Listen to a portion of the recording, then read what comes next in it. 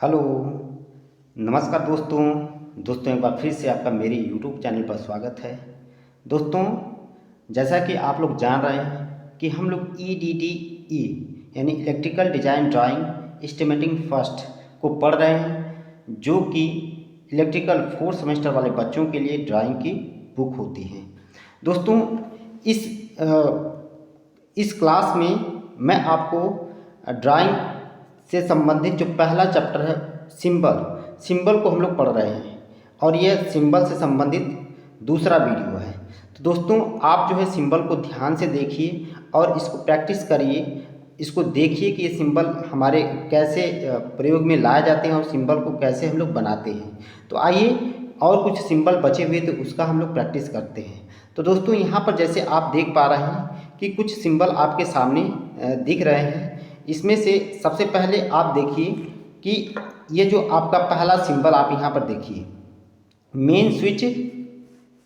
आपका यहाँ पर देखिए मेन स्विच पावर, जो आपका मेन स्विच पावर का दोस्तों सिंबल होता है, ऐसा कुछ आपका मेन स्विच पावर का जो सिंबल होता है ऐसा होता है। आप इसको ध्यान देंगे। फिर आपका जो है फ्यूज जो होते हैं, यानी आपका जो है कार्टिज फ्यूज जो होते हैं उसका सिंबल दोस्तों इस तरह से होता है। कार्टिज फ्यूज का सिंबल ऐसा होता है। आप इसके बाद जो है चोक ऑफ फ्लोरेसेंट ट्यूब, यानी जो हमारा फ्लोरेसेंट लैंप होता है, जो ट्यूबलाइट होती है, उसका जो चोक का सिंबल दोस्तों इस तरह से होता है। इसके बाद आगे देखिए बैटरी का सिंबल इस तरह से होता है दोस्तों। अब उसके साथ साथ यहाँ पर देखिए सिंगल फेज ट्रांसफार्मर, यानी सिंगल फेज ट्रांसफार्मर में आपका यहाँ पर लिखिए इंस्ट्रूमेंट ट्रांसफार्मर और सिंगल लाइन रिप्रेजेंटेशन दिया गया है। यानी जो हमारे इंस्ट्रूमेंट ट्रांसफार्मर होते हैं उसका जो है आपका सिंगल लाइन रिप्रेजेंटेशन ऐसे होता है, यानी इंस्ट्रूमेंट ट्रांसफार्मर को हम लोग इस तरह से दिखाते हैं।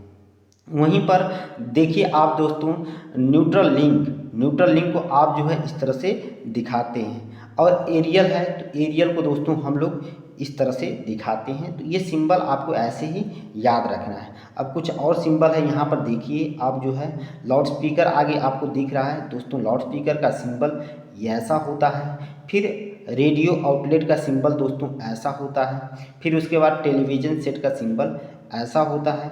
आप इन सिंबल को ध्यान में देखेंगे। फिर थर्मल ओवरलोड रिले का सिंबल दोस्तों इस तरह से होता है। आप देखिए यहाँ पर इसके बाद जो है आपको दिया गया 2 प्लेट सीलिंग फैन जो है, यानी 2 प्लेट सीलिंग फैन का सिंबल इस तरह से होता है। आगे 3 प्लेट सीलिंग फैन का सिंबल दोस्तों इस तरह से होता है।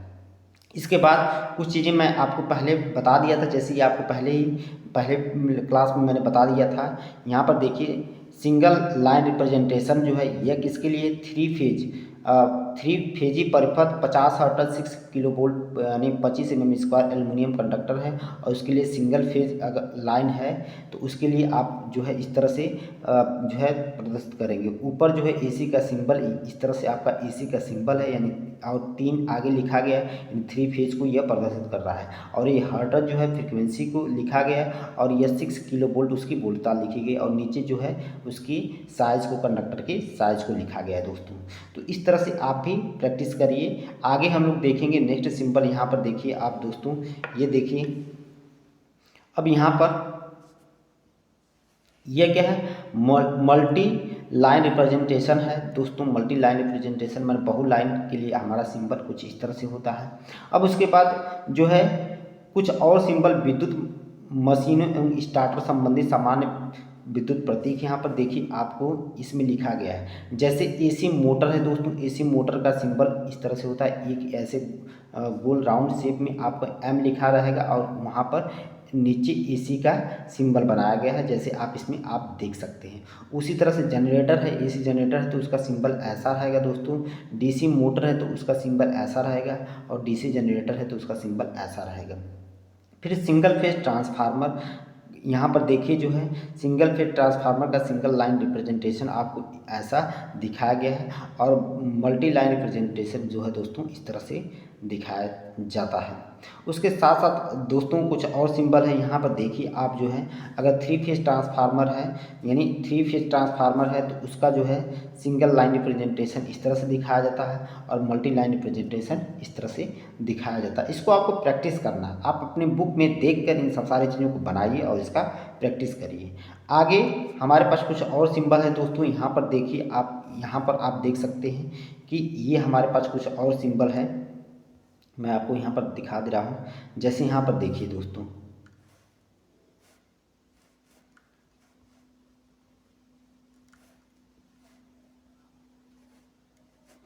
आइए अब देखते हैं। यहाँ पर देखिए, देखिए दोस्तों, एक फेजी ऑटो ट्रांसफार्मर, अगर सिंगल फेज हमारे पास ऑटो ट्रांसफार्मर है तो उसका सिंगल लाइन रिप्रेजेंटेशन इस तरह से होता है और मल्टी लाइन रिप्रेजेंटेशन दो है दोस्तों इस तरह से होता है। तो ये ऑटो ट्रांसफार्मर है, यानी 2-3 तरह के ट्रांसफार्मर अभी आपने देख लिया, सिंगल फेज ट्रांसफार्मर, हमारा मल्टी फेज ट्रांसफार्मर जो होते हैं। उसके साथ साथ अभी देखिए आपको जो है यहीं पर आपको नीचे कुछ और सिंबल दिखाई दे रहे हैं, यानी 3 फेजी ऑटो ट्रांसफार्मर स्टार संयोजन। यहाँ पर देखिए 3 फेजी ऑटो ट्रांसफार्मर स्टार संयोजन में आपका जो है सिंगल लाइन रिप्रेजेंटेशन कुछ इस तरह से होता है और मल्टी लाइन रिप्रेजेंटेशन कुछ इस तरह से होता है। सब में थोड़ा थोड़ा अंतर होता है, आप इस चीज़ को ध्यान देंगे। उसके बाद स्टार्टर का दोस्तों सिंबल हमारा इस तरह से होता है। फिर single phase AC induction motor का देखिए सिंबल हमारा इस तरह से होता है। फिर उसके बाद अगर ध्यान देंगे तो हमारे DC मोटर का दोस्तों सिंबल हमारा क्या होता है, DC मोटर का सिंबल इस तरह से होता है। तो ये सिंबल आप ध्यान दीजिए। आगे कुछ और सिंबल है आपके सामने, यहाँ पर देखिए जो है इन सिंबल को आप एक बार फिर से देखिए। ये देखिए बड़े ही इंपॉर्टेंट सिंबल होते हैं दोस्तों। अब यहाँ पर देखिए विद्युत मापन यंत्रों के प्रतीक, यानी symbol of electrical measuring instrument, यानी जो मेजर किए जाने वाले हमारे इंस्ट्रूमेंट होते हैं उसका सिंबल क्या होता है। तो इसमें AC वोल्ट मीटर का सिंबल ऐसा होता है, वहीं पर DC वोल्ट मीटर का सिंबल दोस्तों ऐसा होता है। यानी V लिखकर AC का सिंबल और DC में V लिखकर नीचे एक सी माइनस की तरह लाइन है वो DC वोल्ट मीटर का सिंबल होता है। वहीं पर अगर AC एम्पियर मीटर है तो उसका सिंबल ऐसा होता है, अगर DC एम्पियर मीटर है तो ऐसा सिंबल होता है। वहीं पर वाट मीटर का दोस्तों सिंबल इस तरह से होता है, वहीं पर पावर फैक्टर मीटर का सिंबल इस तरह से होता है। तो ये सिंबल आप ध्यान में रखेंगे। इसके साथ साथ दोस्तों कुछ और हमारे पास सिंबल हैं, उसको भी आप एक बार देख लीजिए। यहाँ पर देखिए परीक्षा में पूछे गए जो है अन्य विद्युत प्रतीक, जो कि परीक्षा में दोस्तों कहीं न कहीं पूछे गए हैं। जैसे आपका बाइंडिंग है, बाइंडिंग का देखिए 2006 में ये पूछा गया, बाइंडिंग का सिंबल क्या होता है, कुछ इस तरह से होता है। फिर उसके बाद जो है हमारे पास AC 3 फेज न्यूट्रल सहित 50 हर्ट्ज 400 वोल्ट के लिए हमारा ये भी 2006 में पूछा गया है। ये 3 फेज के लिए ये 3 लाइन और न्यूट्रल के लिए चौथी लाइन है, तो ये आपका ऐसे दिखा सकते हैं आप जो है। फिर उसके बाद जो है तीसरा देखिए ताप पर निर्भर प्रतिरोध, यानी टेम्परेचर डिपेंडेंट रेजिस्टेंस का जो सिंबल जो होता है इस तरह से होता है। फिर रियोस्टिक प्रवर्तक यानी रियोस्टेट स्टार्टर का सिंबल जो है दोस्तों इस तरह से होता है। स्टार डेल्टा स्टार्टर का जो है दोस्तों देखिए सिंबल हमारा इस तरह से होता है, स्टार डेल्टा स्टार्टर का सिंबल। आगे कुछ और सिंबल है जैसे आप यहाँ पर देख सकते हैं, जैसे अगर आपको संधि बॉक्स यानी जंक्शन बॉक्स का सिंबल दोस्तों इस तरह से होता है, और ट्यूबलाइट यानी ट्यूब स्टार्टर जो होते हैं हमारे ट्यूब स्टार्टर का सिंबल इस तरह से होता है। तो कुछ और सिंबल है दोस्तों आप यहाँ पर देख सकते हैं। इस सिंबल को भी आप देखिए ध्यान से, कहीं ना कहीं किसी परीक्षा में आपके पूछे गए सिंबल हैं। इसको देखिए चूक, चूक का अगर सिंबल दोस्तों अगर मैं बताऊं, चूक का सिंबल जो है ऐसा होता है, चूक का सिंबल ये देखिए, और ये चूक होता है, चूक का सिंबल ऐसा होता है। फिर उसके बाद जो है आपके पास 4 वायर एनर्जी मीटर है दोस्तों, तो उसका सिंबल ऐसा होता है। फिर वहीं पर हमारे VAR यानी वोल्ट मीटर, अमीटर और रेजिस्टेंस ये तीनों है, तो उसका सिंबल ऐसा होता है। ऑटो ट्रांसफार्मर स्टार्टर का सिंबल ऐसा होता है। वहीं पर अर्थिंग, अर्थिंग का सिंबल दोस्तों ऐसा होता है। इन सिंबल को आप ध्यान से देखेंगे। बाकी यहाँ पर देखिए परीक्षा में पूछा गया सवाल है 3 phase 50 hertz 11 kilovolt 40 mm² aluminium 3 चालक। तो ये पीछे आपको बताया गया कि ये सिंबल जो है इस तरह से इसको निरूपित किए जाते हैं और ऐसे लिखे जाते हैं। यहाँ पर अभ्यास के लिए कुछ प्रश्न है दोस्तों, आप इसको प्रैक्टिस कर सकते हैं। यहाँ पर देखिए सबसे पहले निम्नलिखित के SI विद्युत प्रतीक क्या होते हैं। जैसे आप यहाँ पर देखिए SI विद्युत प्रतीक क्या होते हैं। जैसे हमारे निर्वात पंखा माने एग्जॉस्ट फैन हो गया, आपाती लैंप हो गया, जल सह प्रकाश फिटिंग हो गया, बिंदु प्रकाश हो गया, छत प्रकाश हो गया, विद्युत घंटी हो गई, सायरन हो गया, फैन रेगुलेटर हो गया, गीजर हो गया और 5 एम्पीयर के सॉकेट हो गए।